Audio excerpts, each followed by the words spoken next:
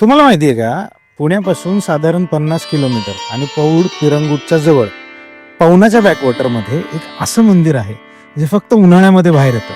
म्हणजे साधारण वर्षातून फक्त 2 महिने. माझ्या मागं जे दिसतंय तुम्हाला हे तेच मंदिर.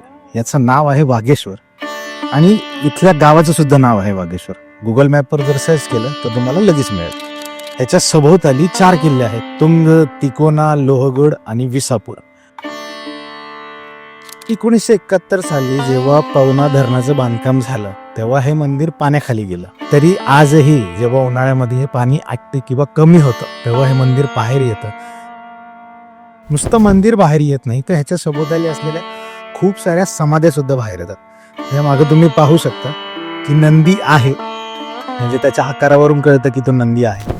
सो अशा या अपरिचित मंदिराला जर तुम्हाला भेट द्यायची असेल तर आपल्याकडे फार थोडं काळच उरलेला आहे, कारण पावसाळा अगदी तोंडावर आहे आणि पावसाळा आला की हे मंदिर पुन्हा पाण्याखाली जाईल आणि पुढच्या वर्षी बघायला मिळेल. तर या मंदिराला साधारण मी पहिल्यांदा एक 8-10 वर्ष आधी भेट दिली होती. खूप वेळ आलो इथे, कॅम्पिंग पण केलं आहे. स्टार्ट रेल खूप सुंदर काढली इथे, मिल्की वे घेऊन पुढे फोरग्राउंड घेऊन असा फोटो, कारण इथे लाईट पोल्युशन फार कमी आहे. तर तुम्ही कॅम्पिंग करू शकता का नाही आत्ता माहिती नाही आहे, कारण आत्ता खूप बदललं आहे. मंदिरात पुजारी सुद्धा असतात. आम्ही आलो तेव्हा कोणी नव्हतं. पुण्याजवळ अशा मंदिरांना तुम्हाला भेट द्यायला आवडेल का मला नक्की सांगा. असा वेगळा सेगमेंट करू का हे पण मला नक्की सांगा. भेटूयात पुढच्या अशाच एका अनोळखी ठिकाणावर. धन्यवाद.